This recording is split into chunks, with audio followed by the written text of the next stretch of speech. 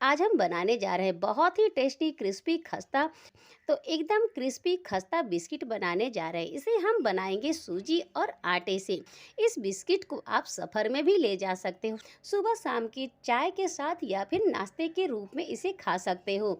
आप इसे बच्चों के टिफिन में भी दे सकते हो। बिस्किट के जगह आप इस बिस्किट को दें। तो मेरी आज की ये रेसिपी पसंद आए दोस्तों तो लाइक शेयर सब्सक्राइब करें।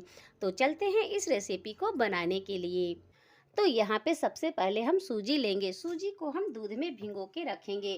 तो उसके लिए हमने यहाँ पे 1 कप बारीक वाला सूजी लिया है। अब हमने यहाँ पे तो आधा कप उबला हुआ हल्का सा गुनगुना दूध ले लिया है। तो सूजी के ऊपर हम इस तरह से डाल देंगे। सूजी में दूध को हम अच्छी तरह से इस तरह से मिक्स कर लेंगे। तो सूजी दूध डालने से अच्छी तरह से फूल जाएगी। सूजी में दूध डाल के इस तरह से छोड़ देना है ताकि सूजी एकदम अच्छी तरह से फूल सके। तो यहाँ पे दूध को सूजी ने अच्छी तरह से एब्जॉर्ब कर लिया है। तो इसे अब हम इस तरह से इकट्ठा कर लेंगे मिक्स करने के बाद, और इसे हम ढक के रख देंगे। तो अब हम चलते हैं गैस की तरफ। अब हम कढ़ाई में आधा कप इसमें हम चीनी डाल देंगे, और चीनी को मेल्ट करने के लिए इसमें हम 1 से 2 चम्मच पानी डालेंगे।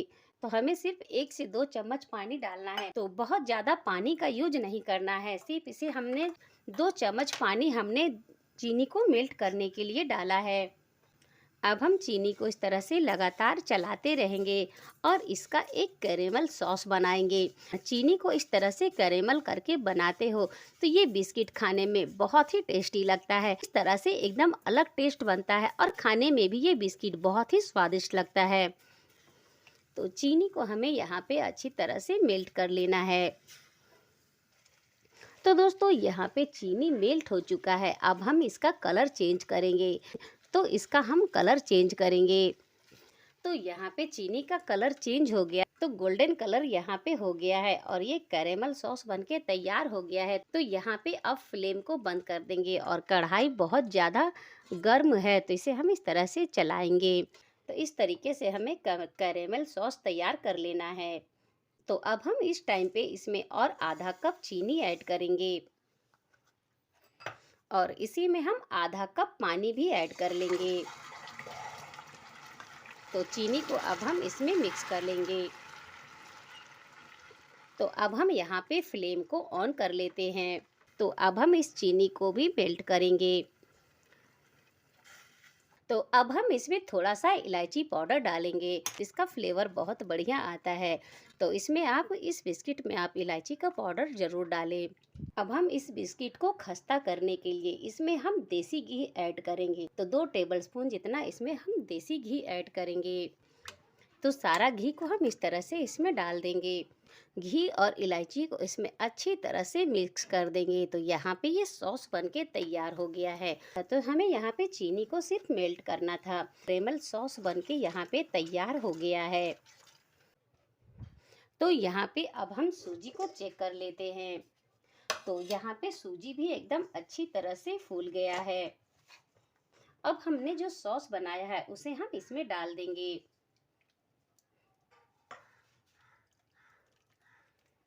और सूजी को हम इस सॉस में अच्छी तरह से मिक्स कर लेंगे। तो यहाँ पे जितना बचा हुआ है सॉस उसे भी हम डाल देंगे। तो कैरेमल सॉस को आप पहले हल्का सा ठंडा कर ले। सूजी को अब हम इसमें अच्छी तरह से मिक्स कर लेंगे। अब आप चाहे तो इसमें कुछ ड्राई फ्रूट्स भी डाल सकते हो, आपको जो पसंद हो। तो इसे मैं इसी तरह से प्लेन बना रही हूँ। तो इसे हम हाथों से मिक्स करेंगे। तो हमने यहाँ पे 1 कप आटा लिया है। तो इसे पहले हम मिक्स कर लेंगे, और ज़रूरत पड़े तो इसमें हम और आटा ऐड करेंगे। तो हमें यहाँ पे एक टाइट सा डो लगाना है। तो यहाँ पे ये अभी बहुत ज़्यादा गीला है तो इसमें हम 1 कप आटा और लेंगे। इसमें जितना आटा का ज़रूरत पड़ेगा हम इसमें उतना ही आटा डालेंगे। तो यहाँ पे जो आटा बच गया था उसे भी डाल देंगे। तो टोटल हमने यहाँ पे 2 कप आटा लिया है। अब जो आटा था उसे भी हम इसमें मिक्स कर लेंगे। तो हमें यहाँ पे आटे को बहुत ज़्यादा हार्ड नहीं लगाना है, इसे हमें मीडियम सॉफ्ट लगाना है। तो यहाँ पे ये डो लग के तैयार हो गया है। तो इसे हमने ना तो बहुत ज़्यादा हार्ड लगाया है और ना ही बहुत ज़्यादा सॉफ्ट लगाया है। यहाँ पे हमने इसे मीडियम सॉफ्ट आटा लगा के तैयार किया है। अब हम इसे 2 भाग में इस तरह से डिवाइड कर लेंगे और इसे हम इस तरह से गोल करेंगे। और जो आटा बच गया है उसे अब हम इस तरह से ढक के रख देंगे और इसे हम साइड में रखेंगे। अब हम इस तरह से इसका एक डो बनाएंगे। पहले इस तरह से आटे को चिकना कर ले, उसके बाद इस तरह से आप इसका एक शेप दें।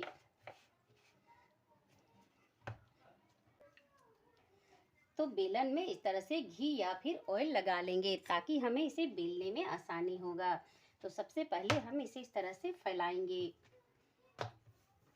हम बहुत ज़्यादा पतला भी नहीं बेलेंगे और बहुत ज़्यादा मोटा भी नहीं बेलेंगे।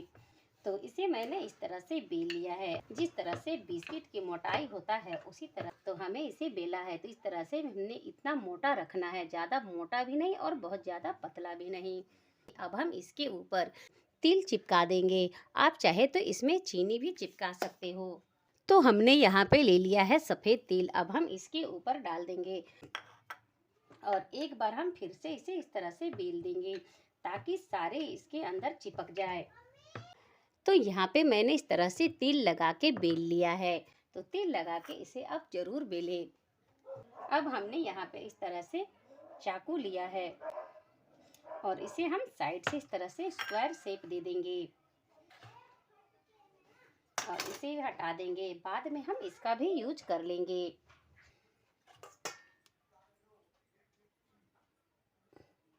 तो इस तरह से हम बिस्किट का शेप देंगे।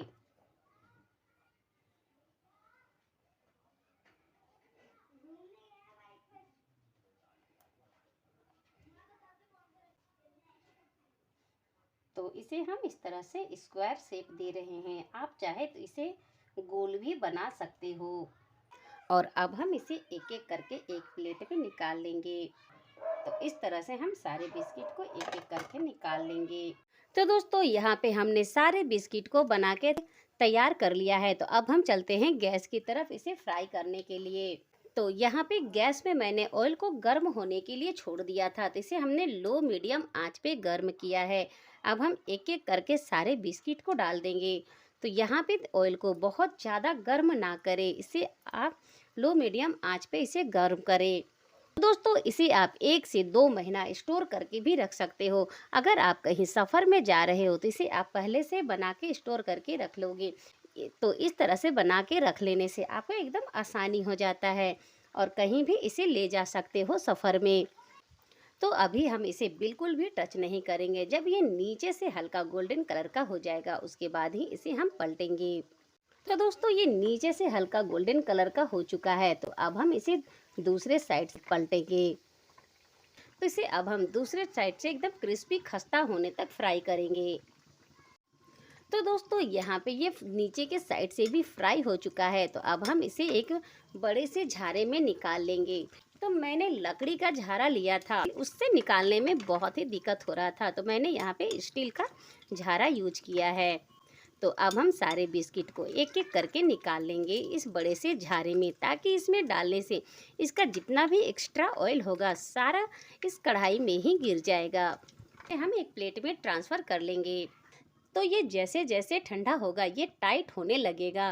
तो दोस्तों यहाँ पे देख सकते हो कैरेमल सॉस डाल के बनाने से इसका कलर कितना प्यारा आता है। तो बाकी का बिस्किट भी इसी तरह से हम डाल के फ्राई कर लेंगे। तो यहाँ पे हमारा सारा बिस्किट बनके तैयार हो गया है। तो इसे मैंने सूजी और आटे से बना के तैयार किया है। तो इस सूजी और आटे से बना बिस्किट बिल्कुल ही हेल्दी होता है और ये खाने में बहुत ही टेस्टी लगता है।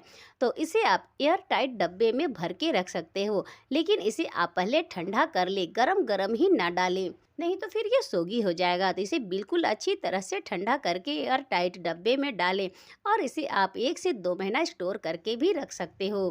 तो यहाँ पे एकदम क्रंची बिस्किट बनके तैयार हुआ है। तो यहाँ पे एकदम क्रंची बिस्किट बनके तैयार हुआ है। तो ये अभी गरम है। ये जैसे जैसे ठंडा होगा वैसे वैसे ये हल्का सा टाइट होते जाएगा और एकदम खस्ता बनके तैयार हुआ है दोस्तों। तो यहाँ पे देख सकते हो। मेरी रेसिपी आप लोगों को कैसी लगी? अगर अच्छी लगी हो तो लाइक शेयर सब्सक्राइब करें। इसी तरह मैं आपके लिए नई नई रेसिपी लेके आते रहूंगी। तब तक के लिए बाय बाय।